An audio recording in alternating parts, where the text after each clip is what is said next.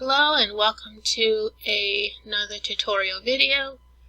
In this video I'll be doing lesson 4, which is a writing exercise. Exercise 1, writing emotional descriptions. At the top here I have some before telling sentences. John felt angry, Sarah was very fearful, she was so happy, and he was very sad.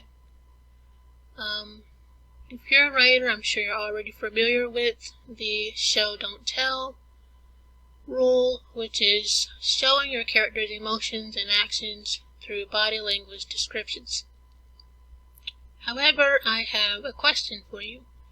Can writers tell and show their characters' emotions at the same time?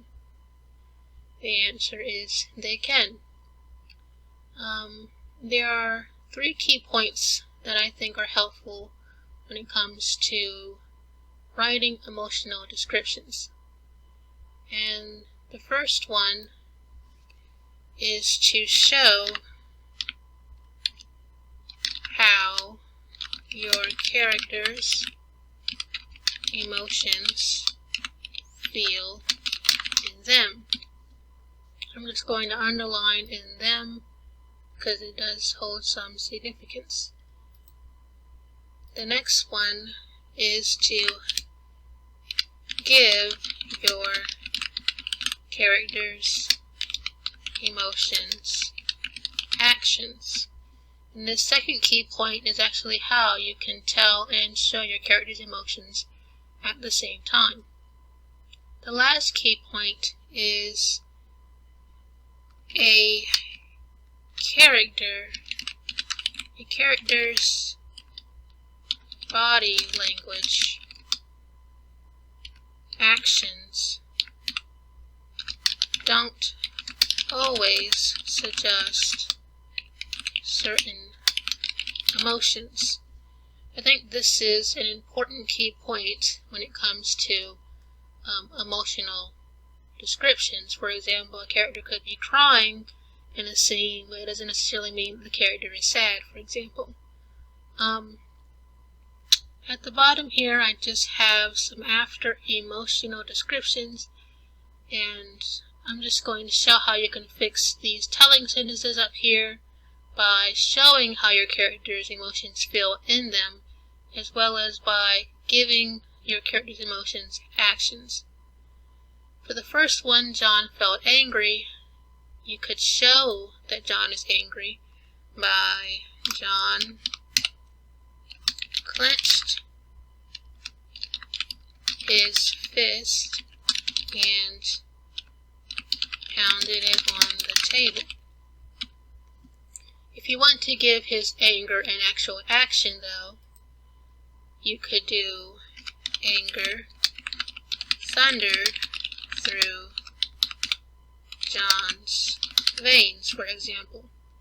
This way you're actually telling what the emotion is, as well as showing how the emotion of anger is feeling within John at the same time. For the second one, Sarah was very fearful. You could show that Sarah is fearful by Sarah panicked and bit her fingernails, for example. If you want to give her fear an actual action, though, you could do fear clawed through Sarah's heart, for example, just to show how the fear is within the character of Sarah's heart, as well as telling what emotions he's feeling at the same time. For the third one, she was so happy, you could show this by she smiled and skipped down the sidewalk, for example. If you want to actually give the happiness the character is feeling an action, you could do happiness danced within her, for example. And for the last one, he was very sad. If you want to show his sadness, you could do tears dripped down his cheeks, for example. If you want to actually give his sadness or sorrow an action, you could do sorrow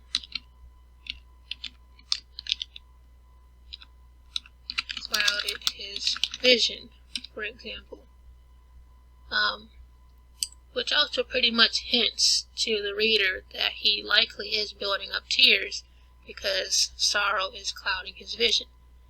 But these are just some simple ways and examples of how you can show how your character's emotions feel in them, as well as giving your character's emotions actions. And for the last point, key point, a character's body language actions don't always suggest certain emotions.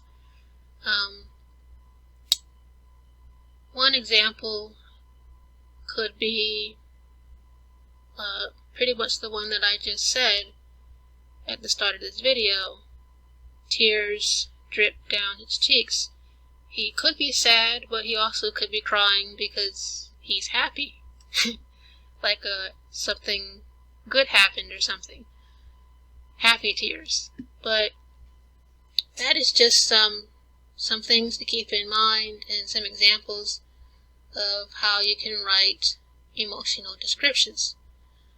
I hope this was helpful, and thank you for watching.